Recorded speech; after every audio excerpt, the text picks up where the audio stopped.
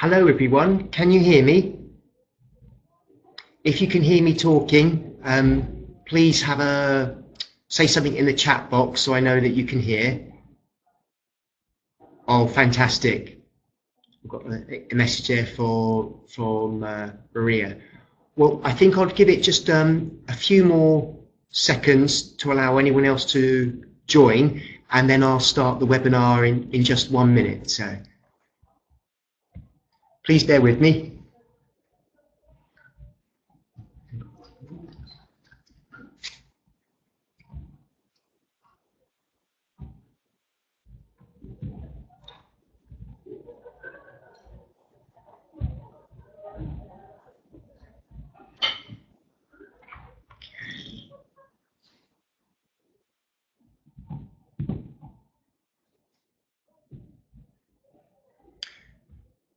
So just before I start, you can probably see a big red wall behind me, and my head is blocking this quote. This is our Scholastic office here in London, and this is a quote from Mary Poppins. So just in case you can't read the whole thing and you're wondering throughout the webinar what it is, don't you know that everybody's got a fairyland of their own? So I think now we've got that out the way, I'll start and I'll introduce myself and then talk about extensive reading and graded readers. I will ask some questions throughout the webinar, so as I do, please type away in the box and I'll do my best to answer for you. Now, my name is Edward NEWBON, but please call me Ed.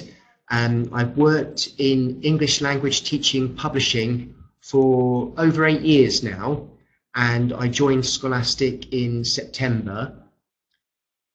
But before that, I was an English language teacher.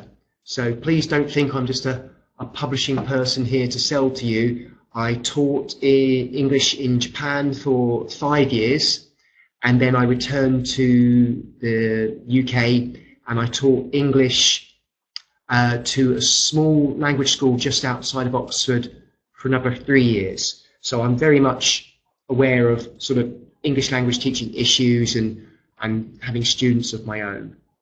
So today we're going to talk about, particularly talk about reading and how to get students improving their reading skills through extensive reading. So I'm going to move on to the next slide. Great. So I'll leave it just a second for you to read this quote.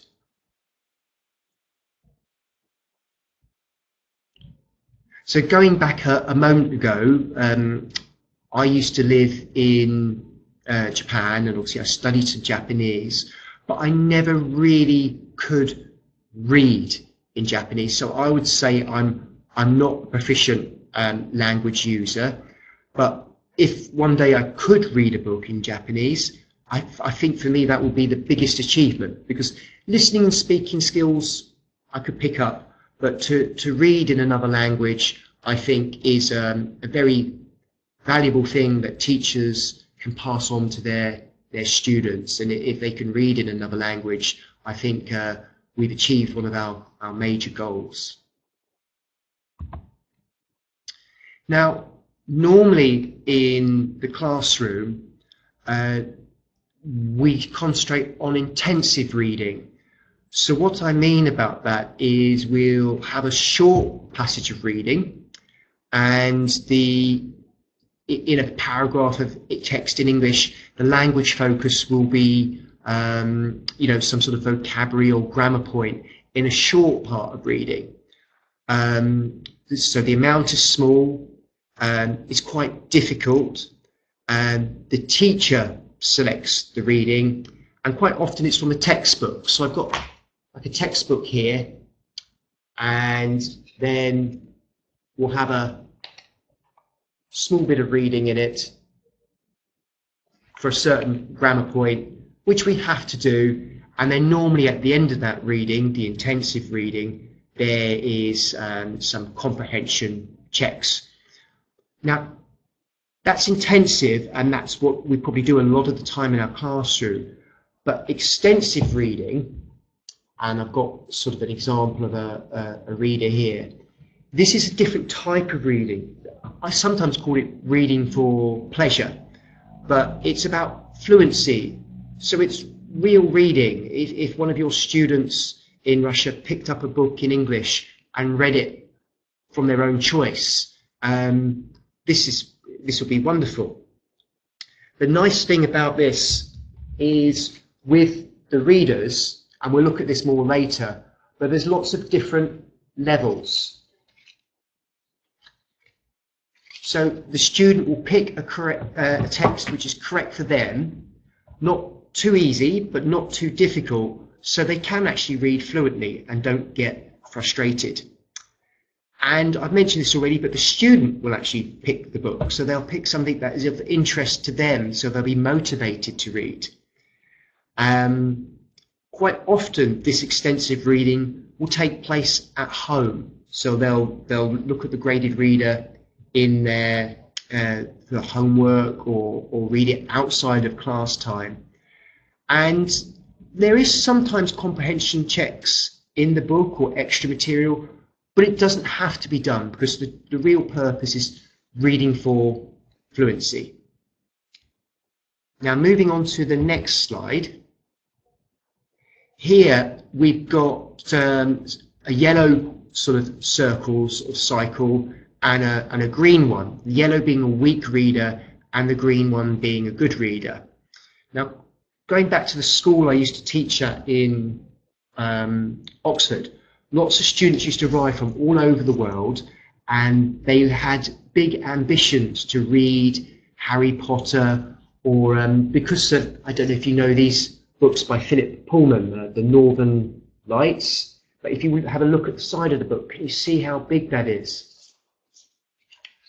And all the text in there. So sometimes the students would pick up a book like this. It's very ambitious, but straight away they come across words they don't understand. They read slowly. They don't really enjoy reading because they've read like 10 pages of a 500-page book, and then they don't read much and give up. But if a student was to pick something correct for their level, they understand most of what they read. They read faster as they understand that. They actually enjoy the reading, and after they've read that, they move on to the next book, which eventually will be upper level. So it's nice for students to pick something in their comfort zone, which is possible for them to read, rather than picking up a huge sort of a novel which was written for native English speakers. Now, some of this may be obvious to some of you, but I'll just explain it briefly. I mean, what are graded readers? I jumped in straight away holding up these books, but they're written especially for language students so they can build their speed in reading. They are graded with certain vocabulary items and grammar structures, so they slowly go up in levels or grades. So you can see here I've used a picture from one of our readers called Night at the Museum. There's a famous film about this where all the museum exhibits come alive at night. And you can see I've underlined certain sort of key words that would be like boring and office and smiled and believed and loved. So sort of the essential vocabulary that students need to learn at the beginning level. Because these are graded readers, the words I've circled will appear many times in the text, so they're recycled, where in a textbook they do a bit of recycling, but they'll probably only see the words 2 or 3 times, where in a reader, a graded reader, they'll appear a lot more frequently.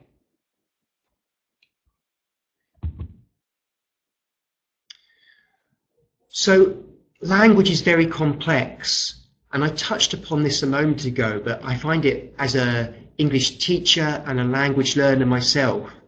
I've got a question there. What is this grade? I'm going to look at the grades a little bit later. We'll have some slides that will show the individual grades of the different readers. So far I've been holding up secondary ones but we'll look at primary too. Often when you learn a new word, as a teacher, my students the next day, they've forgotten that word, and it can be quite frustrating, but it takes approximately 20 or 30 times for a student to encounter a new word before they learn it. So it needs to be repeated many, many times for them to actually learn what the word means and use it themselves. Course books, which we were looking at a second ago, they can only really introduce the language element. They can't repeat this vocabulary 20 or 30 times. In course books, the vocabulary seems to be based around certain subjects, where in a reader or a novel, there'll be vocabulary from all sorts of contexts. And course books don't have enough natural collocations or phrasal verbs. So a student can be very, very good at English, but when they actually arrive in an English-speaking country, they get a bit surprised because they're not used to the way that real English people speak with collocations and phrasal verbs. Oops, I jumped. No, there we go. So the aim of the graded reading, or extensive reading, ER for short, is to recycle the useful words, the most important words that the students will come across every day. The grammar as well, basic grammar patterns getting gradually more difficult as they move up the grades. More practice means more fluency, building up speed, and most importantly, enjoyable. It's not a test. We want our students to pick up books and read, enjoy them. Also, it gives them background, cultural knowledge as well, and it will consolidate all of the learning that they do in the classroom.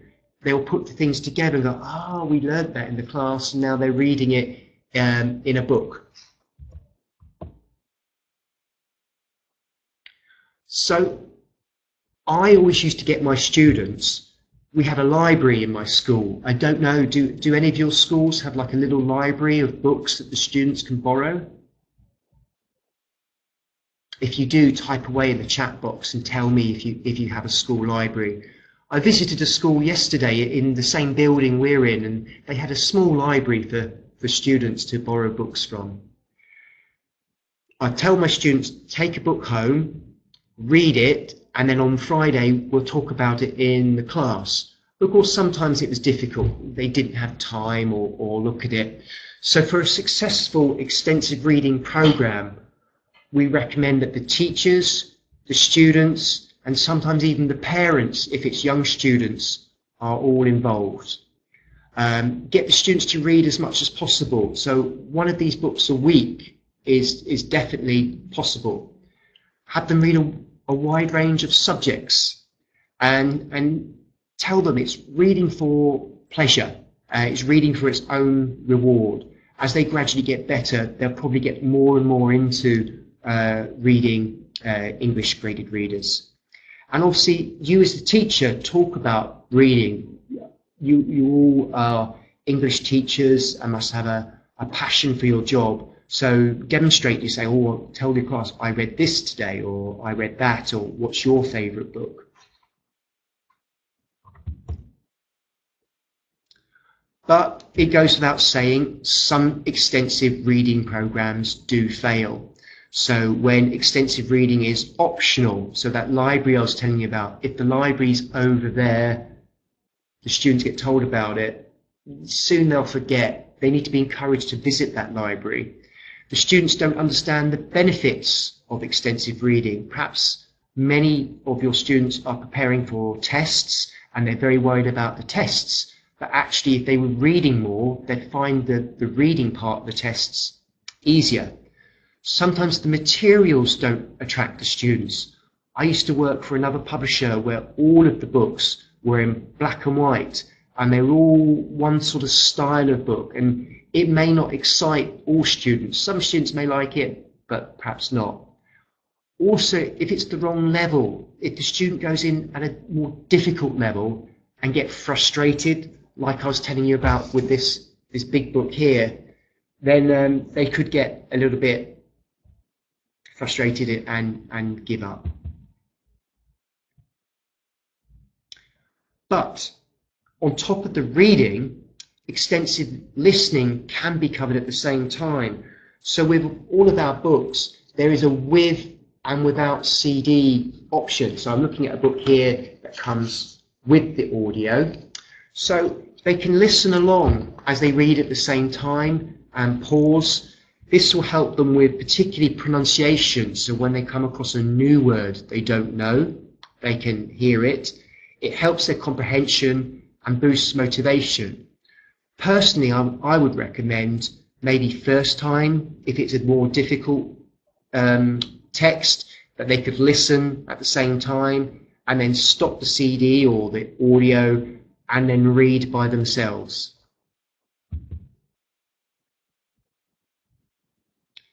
Now, why Scholastic English Language Teaching Readers, ELT for short?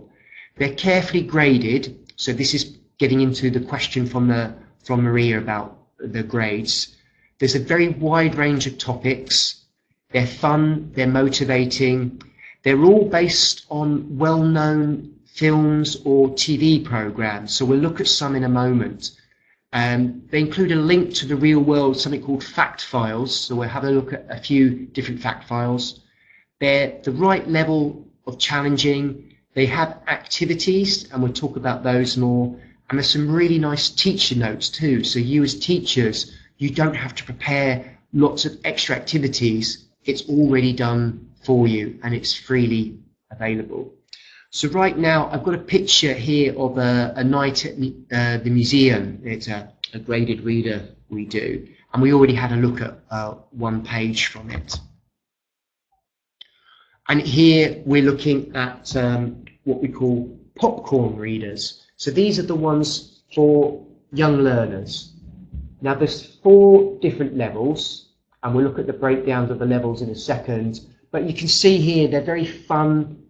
You've got Mr. Bean, SpongeBob, Rio, and then Mr. Bean again. They're all based on characters that they may know already in Kung Fu Panda. They're very appealing for the young audience. Now there's a starter level. Now the starter level is for students who are brand new at English. They will include 150 head words. We'll talk more about head words in a moment. And in total, there'll be 200 words in the book. So you can see the popcorn level goes from starter, level 1, 2, and 3. So 4 levels in total. And they gradually have more content. So the number of head words grows, and the stories, they go from just 200 words towards the end of 1,100. So really quite comprehensive. Now for the secondary readers, we've got starter level. So this is an example of a starter level book. So just to see here, it's a bit thinner. As we go up, the books get much thicker. They'll contain 300 head words, so similar to the level, the last level of the popcorn primary readers, and it's good for any students with 1 year of English. Now I've just seen a question from someone: is there any video? There isn't any video with these ones, I'm afraid. They're just audio, but because most of them are based on movies, what I often used to do with my students is we'd get them to read a graded reader, and at the end we'd watch the film that relates to it. Are you familiar with the Common European Framework? You see the last column there, it's got CEF pre-A1.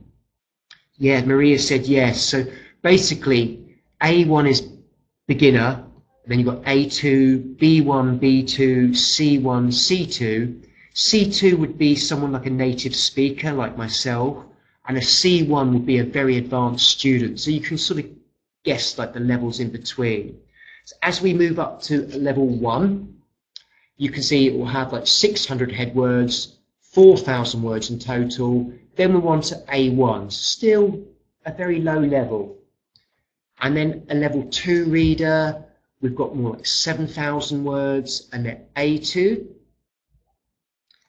And then a level 3 reader, the books are getting much wider now. And they often have 2 or 3 CDs because there's more audio. Now they've got 3 years plus of English, and they're up to 10,000 words in a book. I think if I could read a book which was 10,000 words in another language, I'd be very happy. And we're looking at B1. And then the final level we have is like the upper intermediate level. We've got Sherlock Holmes here. Now they'd look at 2,000 head words, 15,000 words in total, and 4+ years of English. And I really do think it's 4+ years. It could be many, many years afterwards. And that's looking at a B1 plus stage. So that's giving you an idea of the different grades that we have.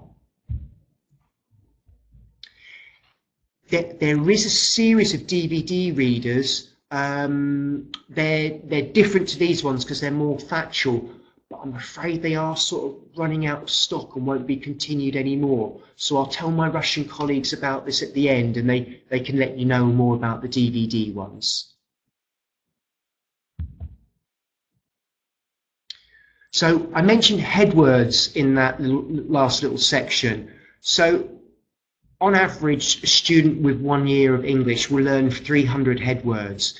And the head words, when you look in a dictionary, they'll be the first word you look up, the most common, frequently used words. So I picked some examples out of the little prints here, and head words would include person, big, happy, money.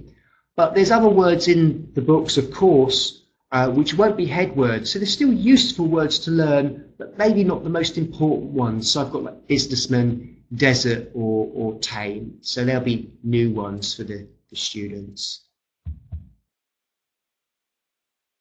Now, I quite like this reader here because some of you may have seen the film of this where Mr. Bean goes on holiday. And the back of the reader is what we call the blurb. So I typed this out on the presentation for you to read. The nice thing about this is, like, how can he travel to the south of France without any money? So before the student even picks up the book to read it, they've looked at the back and they're thinking of, Mr. Bean is going to have problems here. I wonder what problems he will have. Why are the French police looking for Mr. Bean? So again, they'll be thinking, why is he in trouble? What's he done? And thinking about things like that. So we call it activating sort of the vocabulary, the vocabulary knowledge before they even read the book. Now, this is an example of one of the fact files I was telling you about. Now, I'm a bit older than perhaps many of your students are, so I remember Mr. Bean on TV when I was a child, a teenager. But some of your students may not know the background about it. So the useful thing is, on one side of the page we have the factual information about the TV program or the person in the biography or the movie, and it will tell you some basic facts about them. And then on the other side of the page, it's got some example dialogue where the students can pick up some new vocabulary. So you can see towards the bottom, it says sandwich, cartoon, and actor, and sort of some more information about where Mr. Bean lives. I think this is really useful and could probably be done in the classroom before the student goes off and read by themselves. An introduction. So, yeah, there's some more information about the fact files. Fun and easy to read, gives cultural input, and allows for revision and classroom discussion, as I suggested.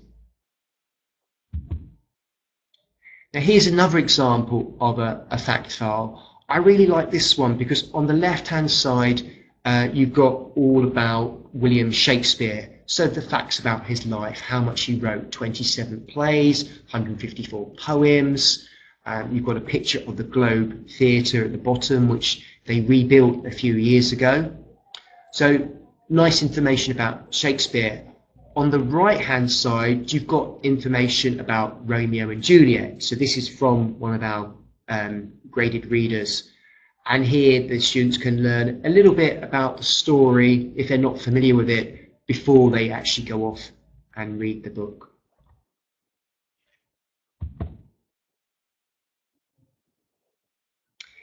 And I think here, this is from the Night at the Museum book. So this takes what is a sort of a fantasy story back into reality. So here we've got a fact file on the real Natural History Museum. So information about how old it is and where it is. And then on the right-hand side, we've got actual interesting information about the museum. What things do they have inside? Stories about the museum where there's been theft from the museum. So I'm not sure if you're familiar with CLIL, but it's called Content Language Integrated Learning. But quite often it's when people are learning English through science or geography or history. So they've been learning those subjects through the medium of English. So I think these fact files can be sort of an introduction to CLIL for the students. Yeah, Maria there is familiar with it. So it's not all about fiction here. We've got actual sort of information from the museum. I noticed there they've got the Ashmolean Museum in Oxford. It's a city I used to live in, and I've been to that museum many times. I recommend it if ever you visit. This one's great because it's Sherlock Holmes. I think even in England, a lot of people think Sherlock Holmes was a real person because he has a house on Baker Street and you can go and visit it. They don't realise that he's a fictional character. So again, we've got who is Sherlock Holmes, and we've got interested the update because they're making modern remakes on the television nowadays of the classic Sherlock Holmes stories. So I think again, good background for the students to get into. Now at the back of the books, I won't show you because I won't find the right page in holding up to the camera, but you can see here, these are self-study sections. So it's not a rule that the students have to do them, but to check their own comprehension, or maybe you as teachers in the classroom could use these. It's, you know, all of the books have questions at the back. So activities that they can do by themselves at the end or after each chapter, they can check off and note their answers. There's also a section called New Words. Now here, in an ideal world, I would encourage my students to write down sort of a dictionary definition of the words in English. But if the students are a lower level, they may want to write here in their first language the meaning of the words to help them.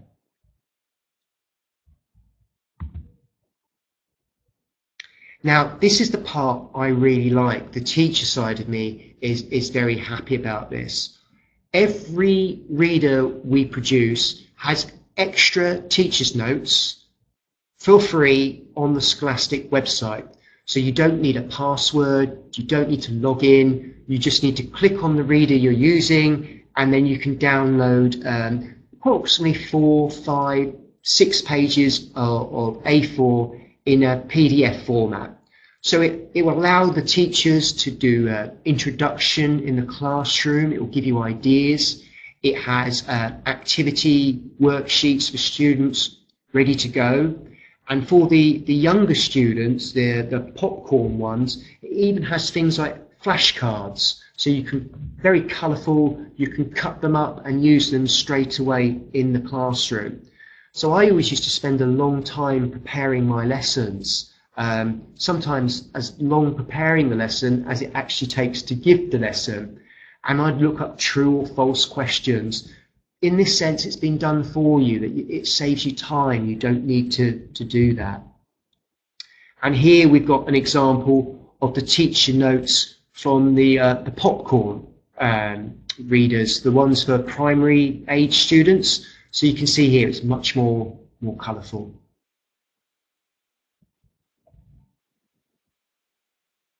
Now, before I go on to the next part, obviously I'm talking about everything in a very positive way. I'm very enthusiastic about extensive reading from my point of view of learning another language and being a former English teacher.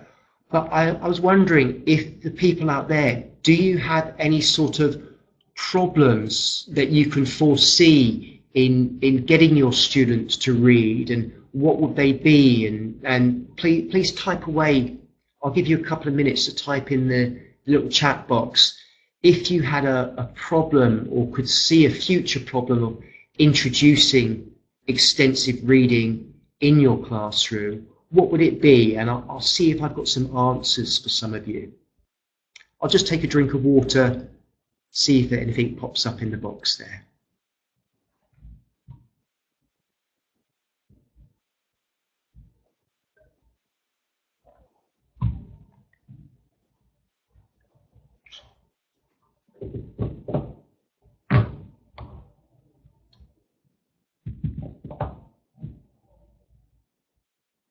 You're all very quiet. No objections so far. Well, no objections is good.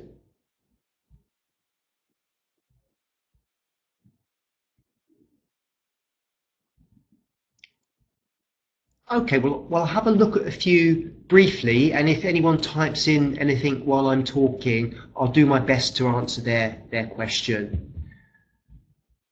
So one thing I often hear is sometimes teachers say, oh, graded readers are too easy and a little bit childish. But easy is actually good at the beginning, that we want our students to succeed and complete the reader. Another part, and this is the biggest problem I had as a teacher, was there's no time. And this is true. We're always up against like limited English language classroom time, and we've got a course book to complete or an exam to study for. But the reading, if it's done at home, it can be done in the student's own time. We just need to encourage them to do it.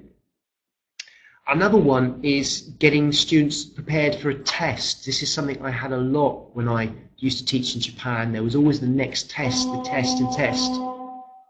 Sorry about that noise out there. We've got some traffic problems. We're in central London, where I'm speaking from. And it's true that the students do have to pass their tests, but if we help them with their reading skills, in the long run, they will find those tests easier. Some teachers don't like stories based on films. Now, not all the scholastic readers are based on films. Many of them are, but there is ones based on historical characters and factual subjects. But there's a famous linguist called Stephen Krashen, and he was Canadian. So obviously in Canada, you've got the mixture in certain parts of French and English. And he very much considered comprehensible input, as long as people had input in a language at the right level.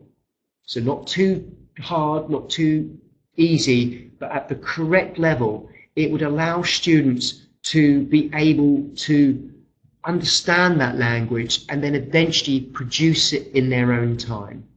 So this is where graded readers fit in nicely, because they are graded at the correct level. So the students are not reading something that's too difficult or too easy. The students get a free choice of the readers. So you may want the students to read some Shakespeare, but they may want to read some Mr. Bean. And if it's something they want to read, it's more likely they will succeed. Sometimes people want short stories, but with short stories, there's only so much you can gain from that. Often in a textbook they may have a short story, but we believe that longer stories will have more of a sense of achievement for the students and will allow for proper comprehension at the end. People could say these graded readers are too short, but we feel that the students can get motivated by reading them and they will build up their confidence. I can see questions come in that students don't have enough time to read a whole book. I would suggest that if they were doing one of these a week, maybe they could read 20 or 30 minutes each day. That would be enough time to finish one. But it's true, we're always up against the time factor, and obviously our students have distractions outside of the classroom. So by encouraging them to read, to dedicate some time, maybe some classroom time could be given over to reading.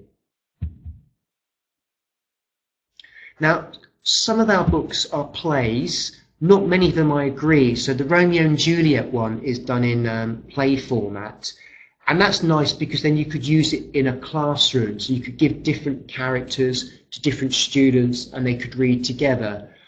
That's great, but it wouldn't always suit like one student on their own. They'd perhaps be able to, if you're doing the classroom style, not all students would get a character, so they'd perhaps feel a little bit left out. And that if they were reading a novel style book, they can read that by themselves. But you can do interesting things where you get your students to change the book into sort of a play or a screenplay, and then they can read out the characters in class. Maybe Mr. Bean's not a great example, but something like Great Expectations. The students could take on different characters and create their own sort of screenplay, and you could record it, send us the video.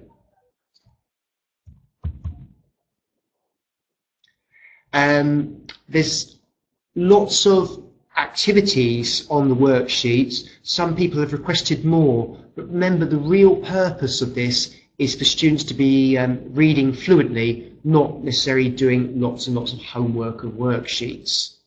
And there's no need to, I want more activities in the reader. Well, there are some activities in the reader, but the photocopyable worksheets are sort of the main things that will help the students engage with the story. And it's true, we don't have online activities. So the actual teacher's notes are downloaded online, but there's no interactive activities online. I've got mixed feelings about this because I think with the online world, there are too many distractions. I see Maria here says she uses role play after reading a book. I think that will be very motivating for students too. It's a way of checking that they've really understood the story, and then they can get to act out the part afterwards. So your students are 7 to 10. That's great. I was talking about online, that I feel that a lot of online material is distracting. I think I left my phone on my desk, so I wasn't distracted during this webinar. I turned off my email so I'm not distracted. And it's really nice for students to lose themselves in a paper book and read it, rather than always have that online internet activity happening. And some people may say, oh, they're too expensive for my school. They're priced very competitively compared to other publishers. They're in full colour, so every page has got colour pictures from the films. So it's not black and white, it's boring. It's got the fact files, it's got the CDs, the free teacher support material, and all of the readers are very up to date. We're bringing out new ones all of the time. I'll show you that on my last slide. And I often say to teachers, compare it to a price of McDonald's in your country. McDonald's is normally, not always, but normally considered quite a cheap meal. And if you think one McDonald's reader equals the cost of a graded reader that you'll learn from forever, you'll learn vocabulary that you'll keep for you.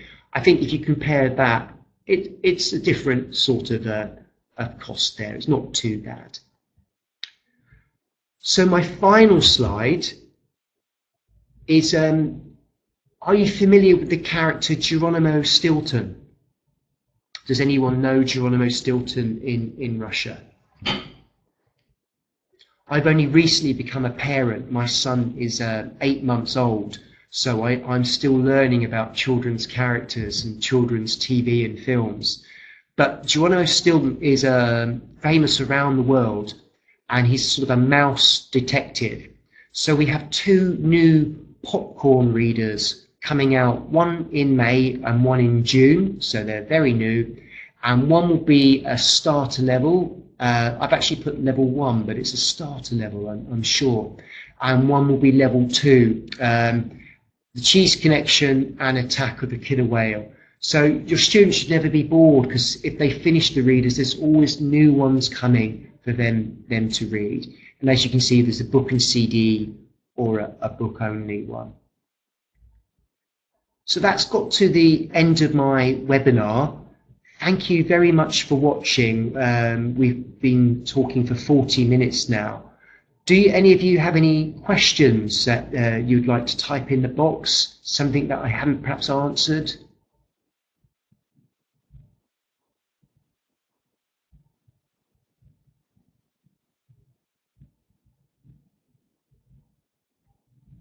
No, can't see anything coming.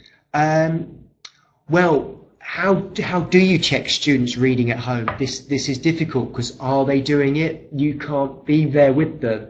So this is where it's nice that if you get the parents involved, possibly you could write a letter home to the parents of your students to say, we're introducing a reading program, and would you like to listen to your son or your daughter read at home with you? The parents may not know English very well themselves, but if the students sit down with their parents and read to them, the parents could be very impressed by their ability, and they could make it a sort of a joint family activity. So that's one way I think you can encourage students to read at home.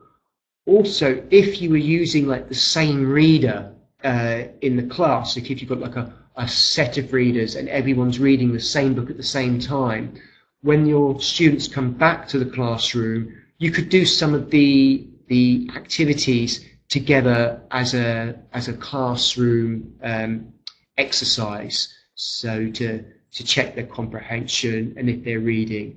But I agree, Maria, it's we can't check on our students every single day and monitor them. We can only introduce them to reading and tell them how beneficial it is, and hope they'll do it at home with support from us, the teachers, the parents, and follow-up activities, such as the role play you were saying.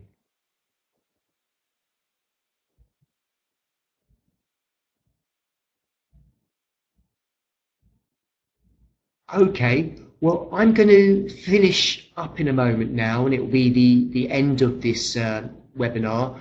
Thank you very much for watching and listening. Maybe some of you will be watching the recording afterwards, so thank you for listening to the recording.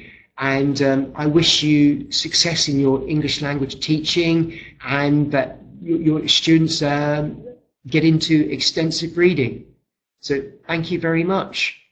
Thank you. Goodbye.